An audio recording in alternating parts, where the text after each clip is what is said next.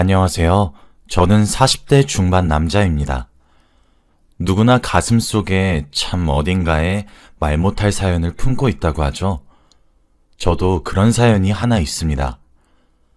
지금은 10년 정도 시간이 흘러 털어낼 수 있게 된 상처이기도 하고, 저도 이젠 행복한 삶을 살고 있어서 이렇게 글로 표현하게 될 수 있게 되었어요. 그래서 이렇게 익명으로나마 누군가에게 제가 겪었던 일을 얘기하고 싶어서 사연을 보내봅니다. 저는 제가 성인이 되던 해에 아버지가 돌아가시게 되었습니다. 어머니는 그렇게 저를 홀로 10년을 키워오셨고, 저는 30이 되던 해에 한 여자를 만나 결혼을 하게 되었습니다. 지금은 이혼소송을 통해 갈라섰기 때문에 전 아내로 호칭하겠습니다. 전 아내는 저보다 2살 어렸습니다. 전 아내가 24이었고 제가 26이었을 때 지인의 소개팅을 통해서 연인 관계로 발전할 수 있게 되었고, 그 이후 4년간의 연애 기간을 가지고 전 아내가 26이 되고 제가 30이 되던 해에 백년가약을 맺었습니다. 아무래도 처가댁 어른들께서는 어머님도 아버님도 건강하시고 함께 사셨는데, 저희 어머니는 아버지를 먼저 보내시고 나이를 드신 이후에도 제 대학 등록금이며 생활비며 버셔야 해서 너무 고생을 하셨고, 제가 결혼을 하게 되면서 집을 나가게 되면 어머니가 혼자 계셔야 했습니다. 저는 그 점을 결혼을 할 때 참 마음에 걸려 했습니다. 어머니는 제게는 괜찮다고, 이제 가정을 꾸렸으면 본인보다 와이프를 더 우선시해야 하는 것이 올바른 가장의 행동이라며 제게 안심하라는 말만 해주셨어요. 그랬는데 전 아내는 이런 제 속마음을 대체 어떻게 알아챈 것인지 제게 어머니를 모시면서 사는 것이 어떻냐고 제안을 해주더라고요. 시어머니와 자신과 저까지 이렇게 세 식구 오순도순 살자고 하면서요. 처가댁에서 별로 탐탁치 않아 하셨지만 그래도 본인들 딸이 직접 모시겠다고 나서니 별말 못하셨어요. 저는 그런 전 아내의 언행에 정말 커다란 감동을 받게 되었습니다. 내가 전생에 무슨 큰일을 해서 이런 여자를 만나게 되었던 것인지 하면서 정말 눈물이 나더라고요. 그때 전 아내가 그러더라고요. 내가 당신을 몇 년이나 지켜봤는데 자기 마음 하나 모르겠어. 나 착하지? 당신은 정말 최고의 여자야. 나 정말 당신이랑 장모님 그리고 장인어른께 정말 잘할게. 정말 고마워. 처음에 저희 어머니는 그런 제안이 부담스럽다고 수차례 거절하셨고, 자신이 신혼을 방해하는 것 같아 죄스럽다고 완강히 거부하셨지만, 아들인 제가 우는 소리를 내고 며느리였던 전 아내가 매달리니 끝내 알겠다고 하셨어요. 그렇게 셋이서 오순도순 살게 되었습니다. 저희는 아이를 좀 늦게 가지고 싶어 했어요. 슬슬 아이를 가질까 하던 시점이 되었죠. 그때가 아마 결혼한 지 2년 차 정도가 되었던 것 같네요. 하루는 전 아내가 저를 거실로 부르더니 어머니가 제게 할 말이 있으시다고 하더라고요. 그래서 저는 무슨 일이냐고 전 아내를 물끄러미 쳐다보았습니다. 그랬더니 전 아내는 의미심장한 표정으로 어머니 옆구리를 쿡쿡 찌르면서 얼른요 어머님 빨리 말씀하셔야죠 하더군요. 그제서야 어머니 얼굴을 보니 좀 분위기가 이상하더라고요. 뭔가 붉은 것 같기도 하고 부끄러움을 타는 것 같기도 하고. 그러더니 하는 말씀이 만나고 있는 남자가 있다고 하시는 겁니다. 사실 저희 아버지가 돌아가신 지도 한참이나 지났고, 돌아가신 이후로 저 하나 키우는 것도 고생하셨으니 당황스럽고 얼떨떨했지만 진심을 다해 축하해드렸습니다. 알고 보니 저 빼고 여자끼리 속닥거리면서 서로 알고 지냈더라고요. 만나게 된 경위를 알아보니 어머니는 저희가 모시고 살면서 일하던 것은 그만두셨고 집에서 쉬셨습니다. 저와 전 아내가 그러길 바랬거든요. 그런데 집에만 있으시니 심심하고 적적하셨던 것인지 동네 산책을 다니기 시작하셨는데, 그러다가 그 남자를 만나게 되었다고 하더군요. 제가 별로 개의치 않아 하기 시작하면서 일사천리로 소개를 받게 되었습니다. 실제로 만나 뵙게 되었는데 정말 중후하고 인자한 인상을 가지고 계셨습니다. 저희 어머니처럼 그분께서도 사별로 아내를 떠나보내시고 홀로 지내시다가 저희 어머니를 만났다 하시더라고요.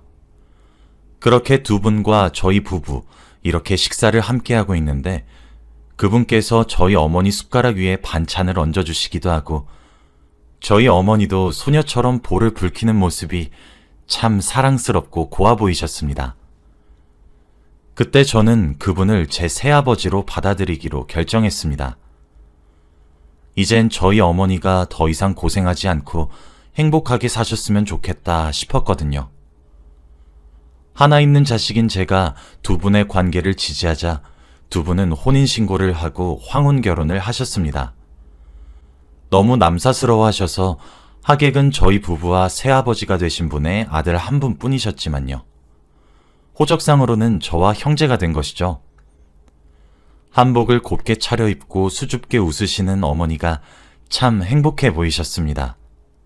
그렇게 이젠 저희 셋이서 지내던 곳에 한 사람의 식구가 늘었고 내 식구로 오순도순 살게 되었어요.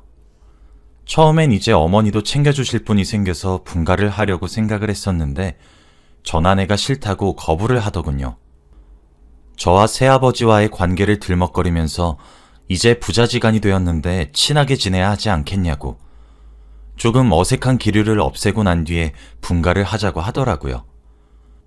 그러면서 전아내는 시아버지가 된 제 새아버지에게 유독 살갑게 대하기 시작하였고 저와 새아버지의 소통의 창구를 열어주었습니다.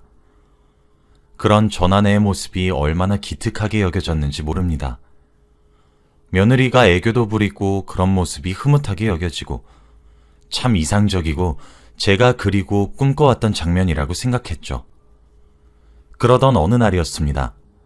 전아내가 제게 수줍게 웃으며 길쭉한 상자를 하나 내밀더군요. 영문도 모른 채로 상자를 열었더니 안에는 임신 테스트기가 있었고 선명한 두 줄이 나타나 있더군요. 저는 얼떨떨했습니다. 제가 아이의 아빠가 되었던 사실에 말입니다.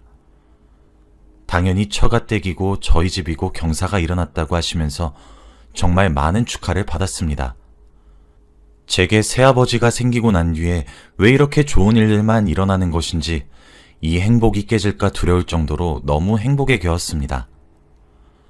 아내가 아이를 품은 10달 동안 저 정말 해달라고 하는 것들 다 해주고 먹고 싶은 것들도 새벽이든 밤이든 지방이든 가리지 않고 데리고 다녔고 데리고 가지 못하면 저라도 가서 사왔습니다.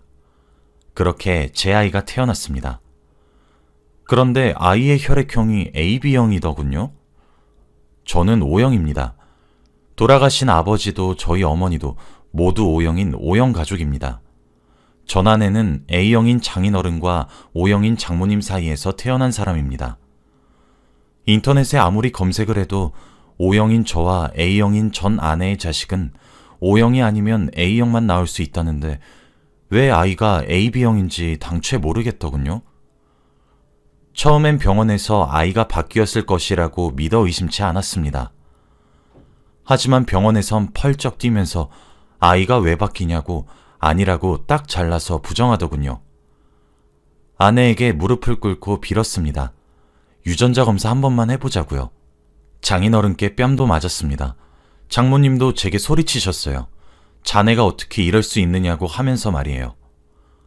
아마 처가댁에서도 딸인 전 아내를 믿었던 것이겠죠. 하지만 일주일 가까이 묵묵히 때리면 때리는 대로 맞는 저를 보며 제가 그냥 넘기지 못할 것이란 걸 아셨는지 해보라고 하셨습니다. 대신 아니면 이혼이라고 각오하라고 으름장을 놓으셨죠. 그렇게 저와 전 아내가 갓 태어난 아이의 침과 머리카락 등으로 유전자 검사를 의뢰했고 바로 다음날 전화로 결과를 통보받았습니다. 아내와 친자일 확률이 99%로 일치하였고 저와는 친자 관계가 불일치한다고 하더군요. 그때 그 심정을 아무도 이해하지 못할 것입니다. 저희 어머니와 처가댁에 이와 같은 사실을 알렸습니다. 당연히 양가에서 뒤집어졌죠. 전 아내에게 누구냐고 물어도 입 꾹 다물고 대답 자체를 거부하니 정말 사람이 딱 미쳐버릴 것 같더군요. 꼭지가 하루에도 12번은 돌아서 소리를 지르다가 애원을 하다가 달래도 보고 정말 처가댁에서는 미안하다는 말만 하면서 전 아내에게 캐물어봤지만 대답을 듣지 못했습니다.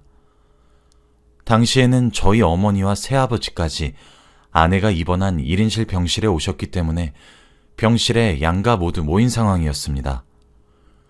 처가댁은 저희에게 죄인처럼 고개를 숙이고 있었고 아내는 아무런 대답도 하지 못하고 있었죠.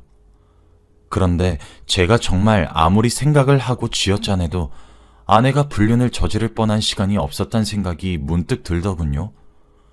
그런 생각을 문득 떠올린 순간 제 눈앞에 새아버지가 보였어요. 곰곰이 생각해보니 새아버지의 혈액형이 B형이란 사실이 떠오르더군요. 설마 했습니다. 제가 미친놈이라서 더러운 상상을 했을 거라고 여겼습니다.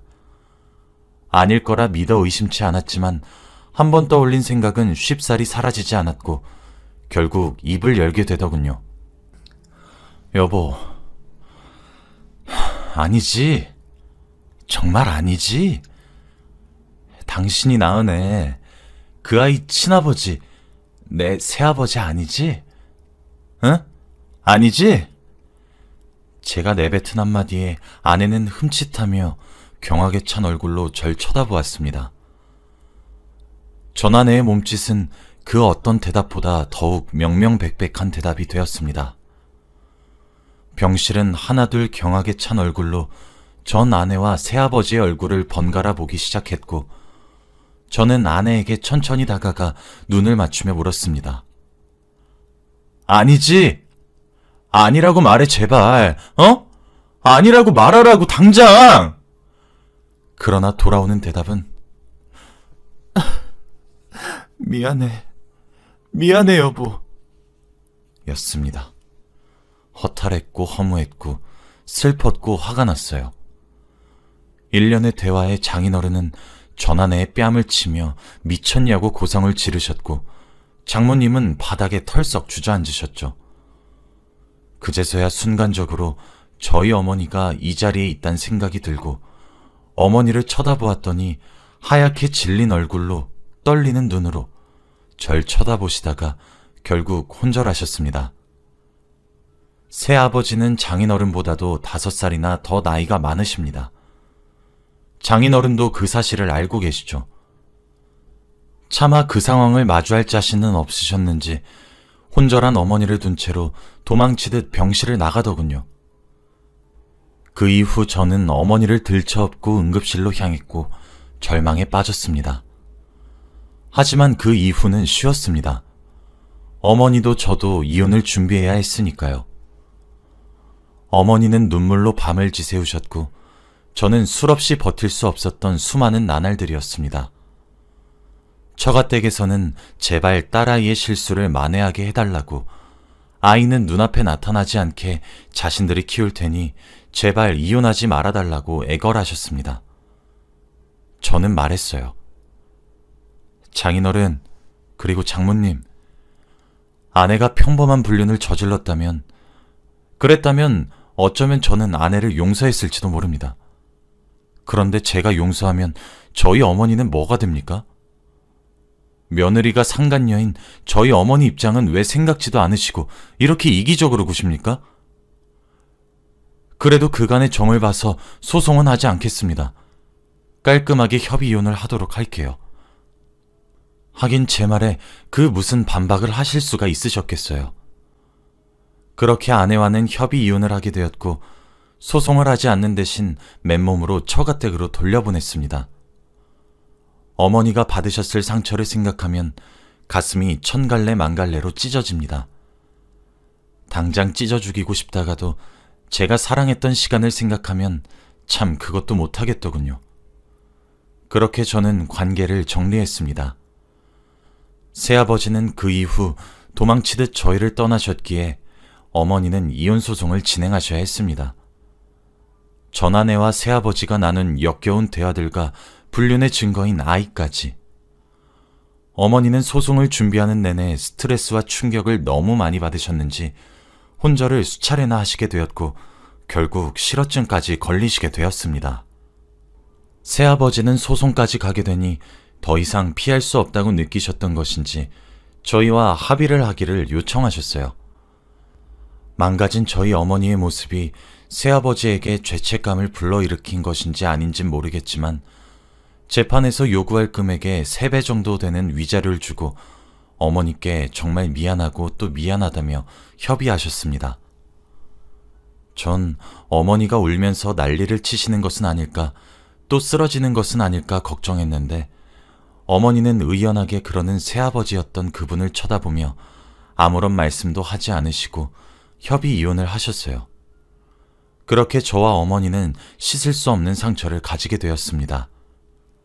전 그 이후 여자는 만나지 못할 것이라고, 믿지 못할 것이라고 믿어 의심치 않았습니다.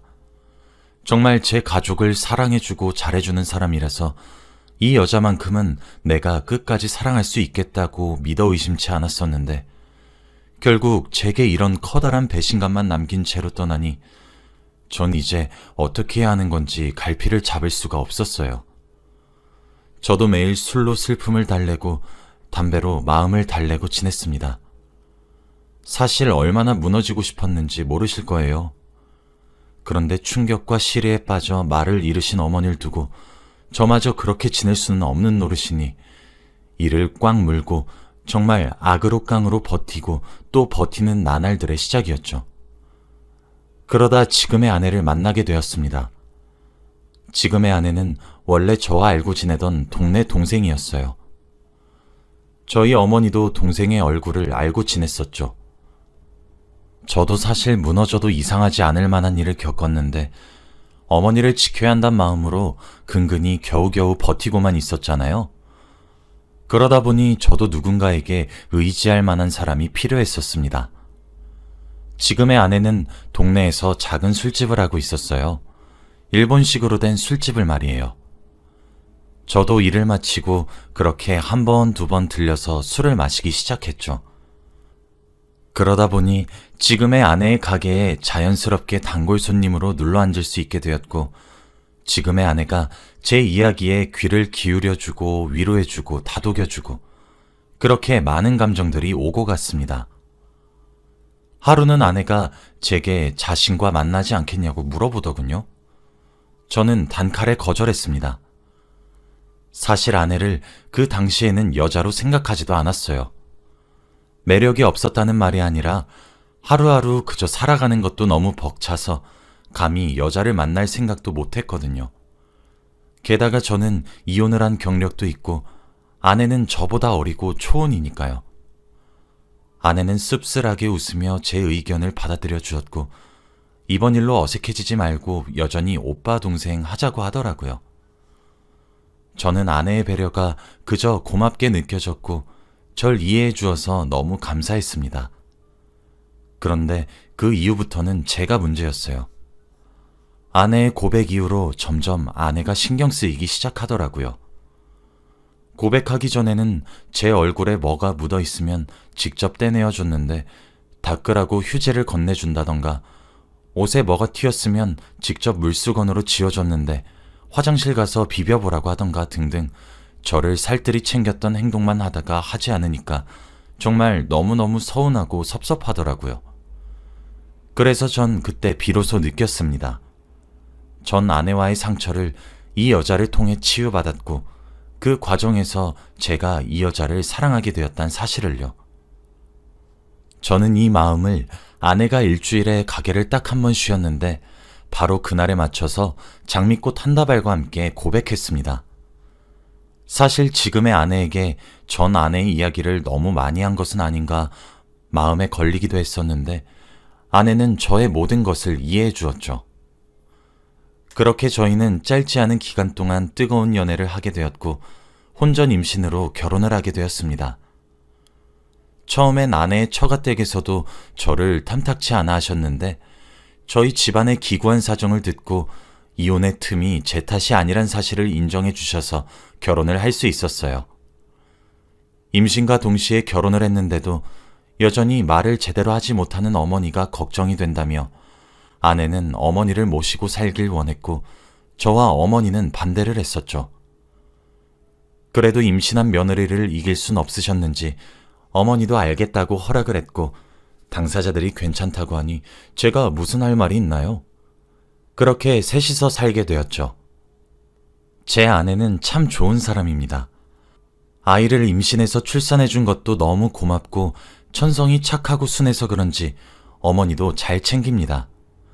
제가 늘 아내에게 고맙다고 말을 하면 아내는 되려 제가 자신의 처갓댁에 워낙 잘해주니 자신이 더 고맙다고 저를 추켜 세워줍니다.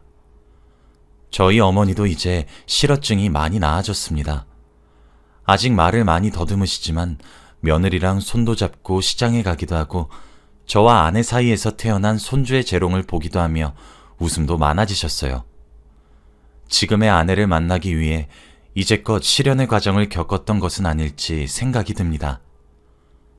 사실 제가 이렇게 전 아내의 이야기가 생각나게 된 이유가 있어요. 며칠 전에 아는 지인으로부터 듣게 된 이야기입니다만 전 아내는 그 아이를 결국 자신이 키운다고 하더군요. 그리고 얼마 전에 제 새아버지였던 분이 돌아가시게 되면서 유산을 본인 친자식에게 전부 물려주셨는데 전 아내가 그걸 듣고 이 아이의 친부도 그 사람이라며 아이 몫을 떼달라고 소송을 걸었고 지금 한창 소송 중이라고 하더라고요. 참 사람은 변하지 않는다고 여전히 그렇게 사네요. 여러분들도 저처럼 그런 나쁜 사람을 만나지 마시고 사람 보는 눈을 키워 제대로 된 상대방과 예쁘게 연애하고 알콩달콩 사셨으면 좋겠습니다. 여기까지가 제 이야기이고요. 들어주셔서 감사합니다.